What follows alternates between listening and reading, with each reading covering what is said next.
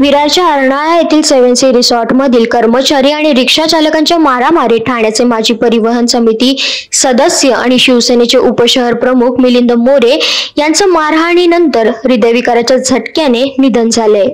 हाणामारीची आणि हृदयविकाराचा झटका आल्याची संपूर्ण घटना रिसॉर्टच्या CCTV मध्ये कैद झाली आहे। या घटनेनंतर 7C रिसॉर्टवर प्रशासनाकडून तात्काळ कारवाई करण्यात आली। सदर घटनेनंतर मुख्यमंत्री एकनाथ शिंदे यांनी माहिती घेत अनधिकृत असलेले 7C रिसॉर्टवर कारवाई करण्याचे आदेश दिले होते। यानंतर 7C रिसॉर्टवरती तोडक कारवाईचा बडगा उगारला गेला। हे रिसॉर्ट पूर्णपणे भुईसपाट करण्यात आलं आहे। सोमवारी दुपारी 12 वाजता ही कारवाई सुरू करण्यात आली होती, ते मंगळवारी पहाटे 3:30 वाजेपर्यंत ही कारवाई सुरू होती। यावेळी पालिकेचे अतिरिक्त आयुक्त आणि महसूल प्रशासनाचे अधिकारी उपस्थित होते।